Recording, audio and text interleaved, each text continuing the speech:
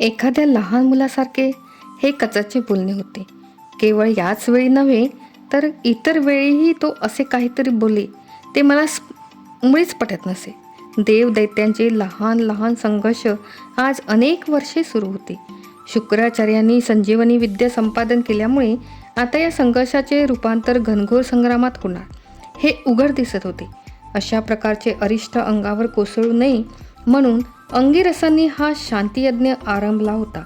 तिकडे इंद्रादी देव युद्धाची सिद्धता करीत असताना देवगुरूंचा हा मुलगा इकडे शांतियज्ञात भाग घ्यायला आला होता.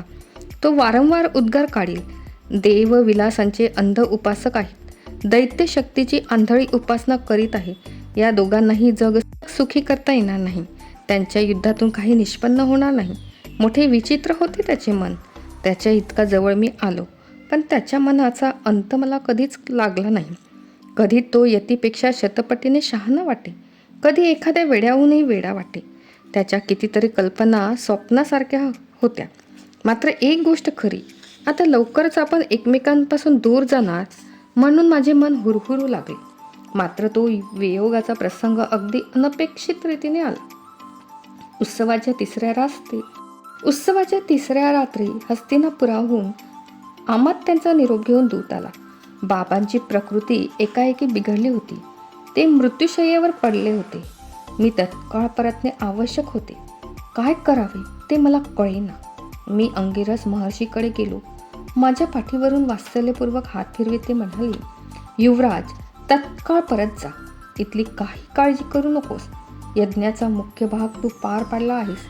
धर्मसेवेप्रमाणे पितृसेवा हेही तुझं कर्तव्य आहे. अंगिरसांना मी भक्तिभावाने अभिवादन केले. वात्सल्याने ते परिपूर्ण अशा दृष्टीने माझ्याकडे पाहत ते म्हणाले, युवराज, सुखी हो असा आशीर्वाद मी तुला देत नाही.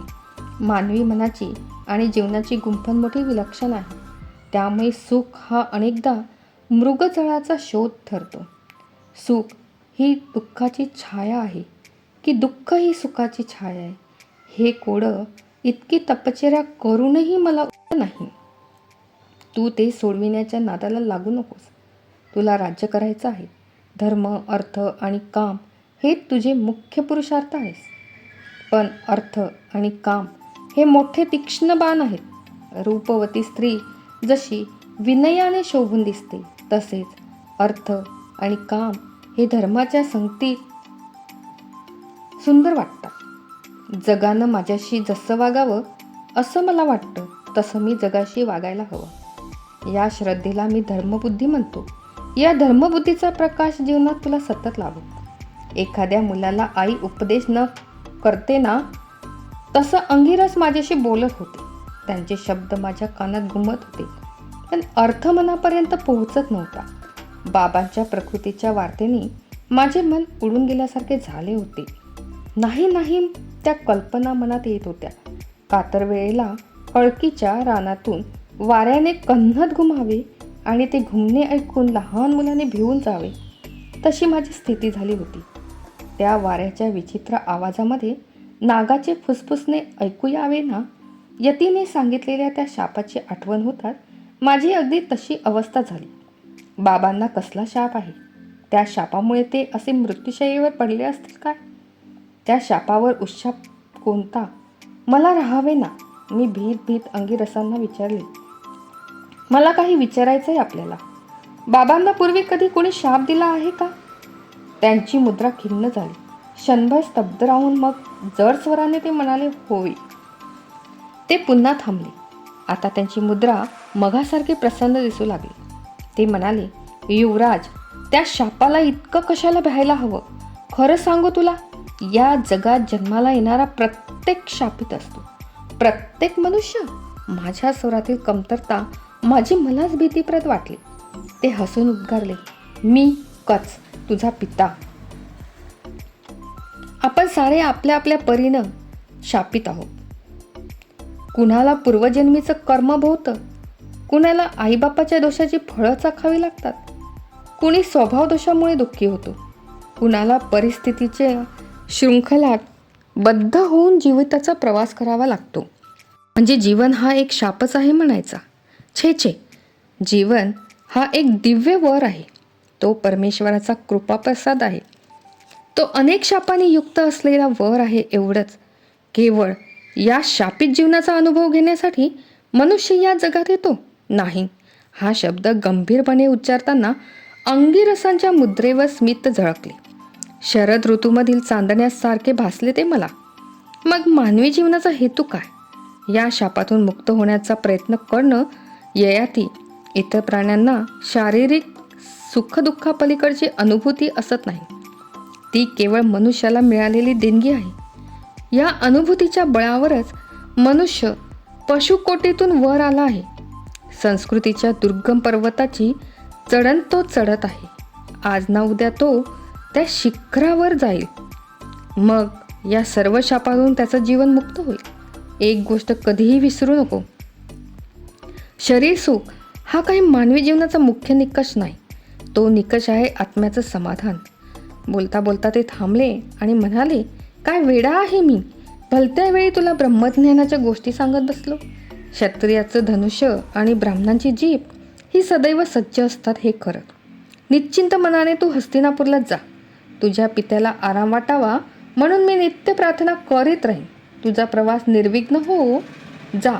शिवास्तो पथ्थान संतू. हस्तिनापुरात प्रवेश करीपर्यंत कच्छ आणि अंगिरस यांच्या तात्विक विचारांची सावली माझ्या मनावर पसरली होती. त्या सावलीत जशी सायंकालीन धुसरता होती तशी कालाची रम्यताही होती. पण नगरात पाऊल टाकताच ती सुंदर सावली लोप पावली. साऱ्या राजधानीवर पसरलेल्या काळजीच्या कृष्णछायेने माझं मन व्यापून टाकले. एरवी हसत खिदळत लगबगीने चालणारी राजमार्ग आज मूकपणाने जड पावले टाकीत चालले होते. बाबांची शेवटची भेट होण्याचे भाग्यसुद्धा माझ्या कपाळी नाही की काय, या आशंकेने माझे मन पळापळीत कंपत होत होते. पराभूत राजपुत्राप्रमाणे मी राजवाड्यात प्रवेश केला. अगदी मुकेपणाने खाली मान घालून. बाबांच्या शरीरात चैतन्य होते, पण त्यांनी मला ओळखलं नाही. उन्हाळ्यातल्या मरुभूमीसारखे त्यांचे शरीर तापले होते. निर्जन वाळवंटात मध्यरात्री घुंगावत राहणाऱ्या वाऱ्यासारखे ते वित्सुक बोलत. त्यांना वाद झाला होता. आई, राजवैद्य, वृद्ध, अमात्य, दास, दासी या सर्वांच्या मुद्रांवरून भीतीची आणि दुःखाची छाया पसरली होती. मी मंचकावर बाबांच्या उशाशी बसलो. बाबा, बाबा अशा अनेक हाका मारल्या. ते काहीतरी पुटपुटले, पण त्यांनी माझ्या एकाही हाकेला ओ दिला नाही. जणू काही ते आमच्या जगातच नव्हते. मी उठलो. त्यांच्या पायाशी जाऊन बसलो. त्यांच्या पायावरून मी हळूहळू हात फिरवू लागलो, पण माझा स्पर्शही त्यांना ओळखायला नाही. माझे डोळे भरून आले. बाबांच्या पावलांवर ते अश्रूंचा अभिषेक करू लागले. अमात्य उठून माझ्याजवळ आले. माझ्या खांद्यावर आपला कृश हात वात्सल्याने ठेवून त्यांनी मला महालाबाहेर नेले. रुद्ध कंठाने ते म्हणाले, युवराज, तुम्ही अजून लहान आहात, त्यामुळे जग रहाटीची तुम्हाला पूर्ण कल्पना नाही. हा मृत्यूलोक आहे. मानवी जीवन हा जसा कल्पवृक्ष आहे तसा तो विषवृक्षही आहे. महाराजांच्या वेदना तुम्हाला पाहवणार नाहीत. नगरापासून 2 कोसांवर आपलं अशोकवन आहे. मोठी सुंदर आराम वाटिका आहे. कुणी ऋषी मुनी अतिथी म्हणून आले की तिथंच त्यांची व्यवस्था करण्याचा पूर्वापर प्रघात आहे.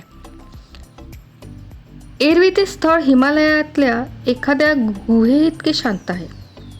इथल्या अशोकवनातल्या मंदिरात जाणारं भुयारही आहे. फार जवळची वाट आहे ती. त्या शांत आराम वाटिकेत आपण राहावं.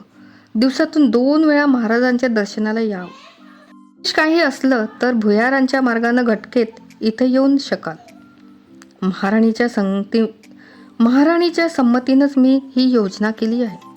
अश्वमेघ आणि शांतियज्ञ यांच्या दगदगीनं आपण अगदी शिनून गेला आहात. अशोकवनातल्या विश्रांतीनं नाहीसा होईल. मृगयेत किंवा रणांगणात मी कधीही माघार घेतली नव्हती, पण राजवाड्यावर पसरलेल्या मृत्यूच्या त्या कृष्ण भीषण छायेला मात्र मी भ्यालो. मी मुकाट्याने अशोकवनात राहायला गेलो, पण मृत्यू हे मोठं भयंकर अस्वल आहे. कितीही उंच झाडावर चढून बसले तरी तिथे पण ते माणसाचा पाठलाग करतं. कुठेही लपून बसा, ते काळे कुरूप प्रचंड धूळ आपला वास काढीत येतं. त्यांच्या गुदगुल्यानं प्राण कंठीत येतात. अशोकवनात अमात्यांनी माझ्याकडे सर्व प्रकारच्या सुखांची सिद्धता केली होती, पण माझं मन कशातच रमेना. दास दासी अगदी मोजक्या होत्या, पण प्रत्येक माणूस माझ्या दृष्टिक्षेपात लक्ष ठेवून उभे असते. त्यांना काय काम सांगायचे हेच मला कळेना. दासीत मुकुलिका नावाची एक नवी दासी दिसली. मोठी, चतुर आणि देखणी होती. वयाने 25च्या आत बाहेर असावी ती. माझ्या मनाला शांती मिळावी म्हणून सर्व सेवकांना शक्य तितके दूर ठेवून ती एकटी अगदी मुकेपणाने माझी सेवा करी. बल्लवाने कुशलतेने केलेले पक्वान्न तसेच टाकून मी उठू लागलो की वारा घालता घालता ती थांबली. मी वळून वर पाहिले की तिच्या मुद्रेवर सलज्ज पण करून भाव दिसे. ती जणू काही डोळ्यांनी मला म्हणे, असं काय करावं महाराज, आपण काहीच खाल्लं नाहीत तर बिचाऱ्या शरीरानं काय करावं. मृत्यूची सावली मनावर पडू नये म्हणून मी रात्रंदिवस धडपडत होतो. पण बाबांच्या दर्शनाकरता त्यांच्या महालात पाऊल टाकले की मध्यंतरीचे माझे सर्व चिंतन निष्फळ होईल. मृत्यू हा अष्टप्रहर अश्वमेध करणारा विजयी सम्राट आहे. याला या जगात कोणीही विरोध करू शकत नाही. या जाणीवेने मन दुर्बळ आणि व्याकुळ होऊन जाईल. आज मंचकावर जसे बाबा पडले आहेत तसेच उद्या आपल्यालाही पडावे लागणार आहे. हे चित्र पुन्हा पुन्हा डोळ्यापुढे उभे राहील. कुठे तरी पळून जावे जिथे मृत्यूचे थंडगार लांब हात पोहोचू शकणार नाही. अशी एखादी गुहा शोधून काढावी आणि तिच्यात लपून बसावे असा पोरकट विचार राहून राहून मनात येईल. मृत्यूची भीषणता अधिकच भयंकर असावी असे अनुभवही बाबांच्या या दुखण्यातून अधूनमधून येत. क्वचित बाबांच्या वाताचा जोर कमी होईल. घटका अर्धी घटका ते शुद्धीवर येत आईला ओळखीत. असाच प्रसंग होता तो. मी उशाशी येऊन बसलो होतो. याची बाबांना कल्पना नसावी. त्यांनी आईला खून केली ती थोडी पुढे होऊन वाकली. मोठ्या कष्टाने त्यांनी आपला उजवा हात उचलला आणि तो तिच्या हनुवटीला लावला. क्षीण स्वरात ते म्हणाले, हे सारं सौंदर्य, हे सारं वैभव इथंच टाकून जावं लागणार मला. आई गोंधळली. मी महालात आहे हे त्यांना कसे सुचवावे ते तिला कळेना. बाबा एखाद्या लहान मुलासारखे स्पंदत म्हणाले, या अमृताची माझी तहान अजून भागली नाही. पण आईने खून करून मला महालाबाहेर घालविले. पण बाबांचे ते आर्त क्रंदन माझ्या कानात आणि मनात घुमत राहिले. मोठे विचित्र वाटले मला. ज्याच्या पराक्रमाची पताका स्वर्गात डौलाने फडफडत होती अशा वीराचे ते रुदन होते. हस्तिनापूरच्या दिग्विजयी सम्राटाचे ते अश्रू होते. त्या अश्रूचा स्पष्ट अर्थ मला कळेना. मात्र त्यांच्या मागे जीवनातले काहीतरी विलक्षण रहस्य भरले आहे या जाणीवेने मी भांबावून गेलो. त्यावेळी माझ्या काळजावर डागला गेलेला अनुभव मात्र दुसराच होता. रात्रभर जागरण झाल्यामुळे आई शिनून गेली होती. मी तिला विश्रांती घ्यायला तिच्या महालात पाठविले. मी बाबांपाशी बसून राहिलो. कितीतरी वेळ ते निश्चेष्ट होते. राजवैद्य घटके घटकेला त्यांना एक चाटण चाटवीत होते. दिवस टळला होता. खिडकीतून दिसणारे बाहेरचे जग हळूहळू अंधुक आणि उदास होऊ लागले होते. मध्येच बाबांनी डोळे उघडले. त्यांनी मला ओळखले असावे.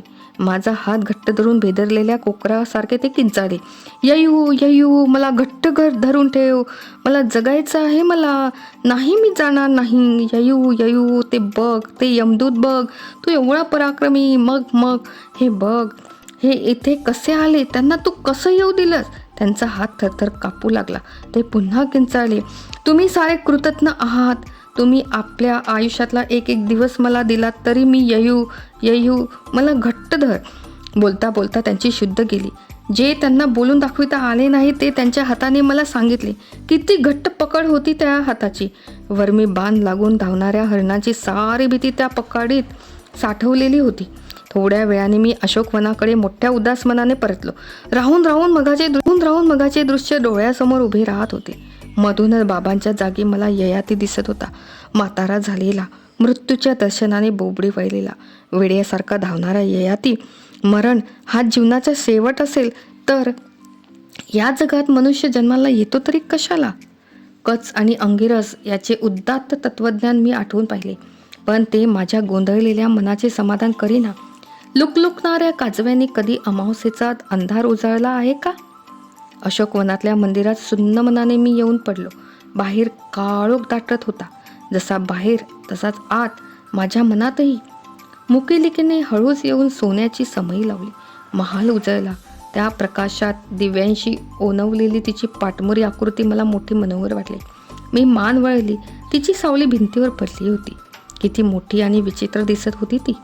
ती माझ्या मंचकाकडे हळूहळू येऊ लागली. एखाद्या नर्तिकेप्रमाणे ती पावले टाकीत होती.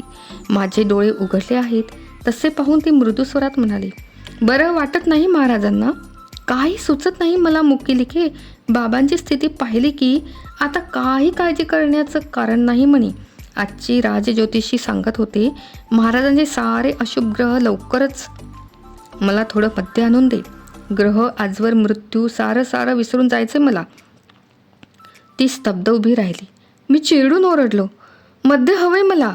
ती खाली पाहत ती उद्गारली, इथं मद्य ठेवायचं नाही अशी देवीची आज्ञा आहे युवराज. तिच्या या उत्तरानं माझा संताप वाढवायला हवा होता, पण खाली दृष्टी लावून उभी असलेली तिची मूर्ती मला इतकी मोहक वाटली की माझा राग कुठल्या कुठे पळून गेला. तिच्याकडे डोळे भरून पाहता पाहता माझ्या मनात आले, मी चित्रकार किंवा शिल्पकार असायला हवे होते. स्त्री ही स्वभावताच अंतर्ज्ञानी असते का, की आपल्या सौंदर्याच्या सामर्थ्याची जाणीव तिच्या मनात सदैव जागृत असते? मुकुलिकेची दृष्टी खाली वळली होती. असे असूनही मी तिच्याकडे रोखून पाहत आहे. अतृप्त डोळ्यांनी तिच्या रूपाचा आस्वाद घेत आहे. हे तिला कसे कळले कुणाला ठाऊक. तिने मध्ये क्षणभर डोळे वर केले. निरभ्र आकाशात वीज चमकावी तसे काहीतरी मला वाटले. तिच्या मुखावरले मधुर स्मित, तिच्या गालावरली ती गोड कळी, मादक सोनेरी निमिष अर्धनिमिष हे सारे मला दिसले. मी पुन्हा पाहिले. मुकुलिका खाली पाहत उभी होती. अगदी मंचकाजवळ होती ती. मी मद्य प्यायलो नव्हतो, पण त्याची धुंदी कणाकणात मला जाणवू लागली. दुसऱ्या क्षणी ययू, मला घट्ट धर, मला जगायचं हे शब्द माझ्या कानात घुमू लागले. त्या शब्दाचे असंख्य प्रतिध्वनी जणू काही घन होऊन माझ्या मेंदूवर घाव घालू लागले. युद्ध आणि मृगया या वाचून इतर व्यवहारातही मी कधीही मद्याला स्पर्श करणार नाही असे लहानपणीच मी आईला वचन दिले होते. आत्तापर्यंत ते पाळलेलेही होते. पण हे घराचे घाव चुकविण्याचा, मनाच्या वेदना विसरण्याचा दुसरा काही उपाय मला सापडेना, सुचेना. मी मुकुलिकेला म्हणालो, इथं मद्य ठेवायचं नाही अशी आईची आज्ञा आहे. हो युवराज, कारण मी मद्यपानात गुंग होऊन पडेन. म्हटलं आईला. तसं नाही युवराज. मग हे स्थळ निवांत आहे, नगरापासून दूर आहे. अतिथी म्हणून सारे ऋषीमुनी इथंच राहतात. त्यांना अपवित्र वाटणाऱ्या वस्तू इथे असू नये. बाबांचे ते आर्त आक्रंदन माझ्या कानात पुन्हा घुमू लागले. त्यांची ती शून्य दृष्टी, त्यांच्या शब्दातून प्रकट होणारी ती मृत्यूची भीती. मी थरथर कापू लागलो. मला माझ्या एकटेपणाची भीती वाटू लागली. मला आधार हवा होता. मी झटकन कुशीवर वळलो.